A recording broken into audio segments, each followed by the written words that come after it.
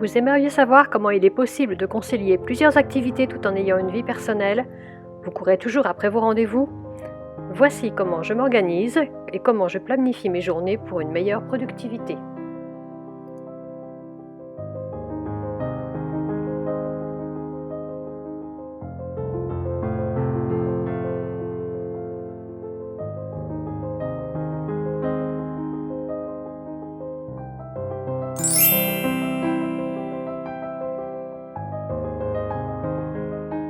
Bonjour, je suis Chris de Chic and Organized. Aujourd'hui, je vais vous parler de comment je gère mon organisation professionnelle et ma petite boutique Etsy. Mon planeur Filofax est le seul planeur de ma collection qui me sert d'agenda. Il comporte une section avec une vue générale qui me permet de planifier mes rendez-vous ou mes cours à l'avance. Un format personnel, ce qui le rend facile à emmener partout.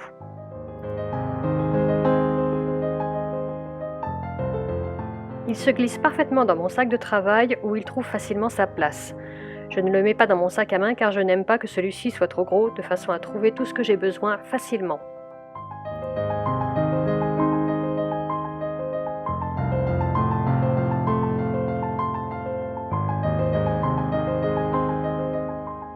Dans la partie semainier, je dispose d'une demi-page par jour avec une section de plage horaire et une section avec des listes. En haut de la section à liste, je dispose d'une liste de 3 lignes à cocher sur lesquelles j'écris ce qu'il y a de plus important à faire ce jour-là. Au début de la semaine, j'ai 2 calendriers, un du mois en cours et un du mois à venir, ce qui me permet d'avoir une meilleure vision du temps dont je dispose dans mes prochaines semaines. Je peux y noter mes rendez-vous ou mes tâches importantes à faire. J'ai également un espace de notes qui me permet de noter tout ce qui est important pour la semaine. Je fonctionne beaucoup par plage horaire pour mes tâches. J'essaie de caser mes tâches non rémunérées comme l'administration au milieu du travail rémunéré pour ne pas empiéter sur les périodes de repos. Je réserve des plages horaires pour tout ce que je dois faire. Si j'ai du creux, j'en profite pour m'avancer dans les tâches non rémunérées comme la programmation de mes réseaux sociaux. Je réserve également du temps pour la boutique et pour la création de produits. L'avantage des plages horaires est que cela laisse de la place pour les tâches moins urgentes et fait que l'on ne doit pas toujours courir après le temps. Parfois, je dois également gérer des urgences et je dois donc bouleverser mon emploi du temps. C'est pour cela que j'essaie toujours de prendre un peu d'avance sur mes tâches moins urgentes pour pouvoir faire sauter leur plage horaire si nécessaire.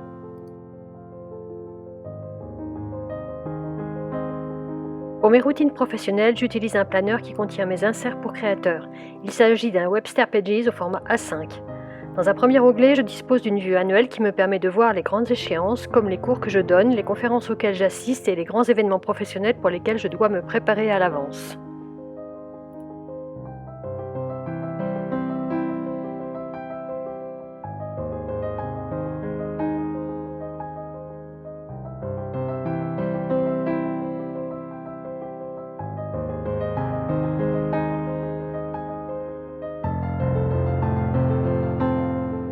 Dans la partie hebdomadaire, je note les tâches que je dois accomplir, comme la maintenance de mon site web, mes publications sur mes réseaux sociaux ou mes tâches administratives. Sur la page de droite, je note les détails des tâches et des idées qui peuvent me venir au cours de la semaine. Toutes ces tâches sont ensuite mises dans mon Filofax, dans la plage horaire qui leur est dédiée. Ces tâches peuvent varier d'une semaine à l'autre. Parfois, je n'ai tout simplement pas le temps de les faire. C'est pour ça que j'essaie toujours de garder un petit peu d'avance.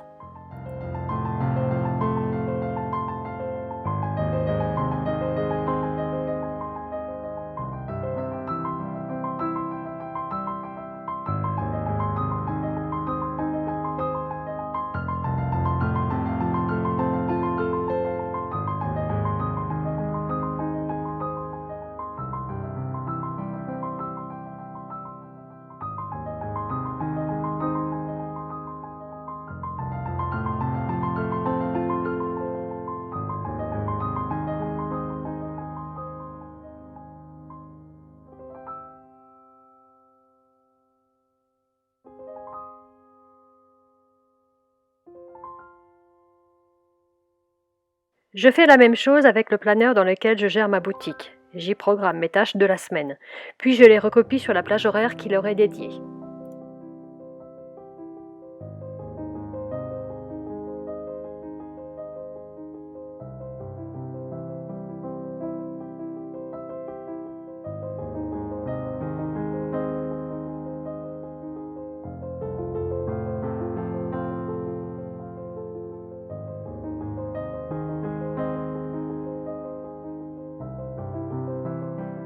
J'utilise un stylo effaçable car mon emploi du temps change souvent. C'est aussi pour cette raison que j'utilise des surligneurs effaçables.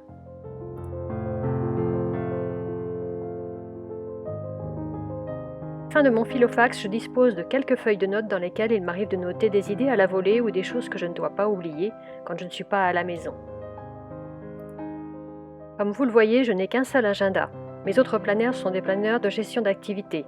Cela me permet d'avoir toutes les informations relatives à une activité dans un seul endroit sans surcharger mon agenda. L'agenda va de septembre à septembre. Je me cale sur l'année scolaire car les cours que je donne suivent ce rythme. Et puis cela m'évite d'avoir à changer d'agenda au moment du changement d'année civile car je suis souvent très occupée à ce moment-là, notamment avec ma boutique en ligne. Il est plus facile pour moi de recharger mon agenda à mon retour de vacances d'été.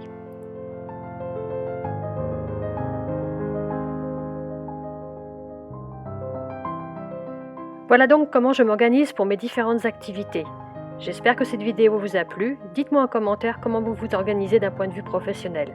N'hésitez pas à mettre un pouce bleu et à vous abonner à la chaîne et à cliquer sur la cloche de façon à être prévenu dès qu'une nouvelle vidéo sortira. Prenez bien soin de vous et à bientôt.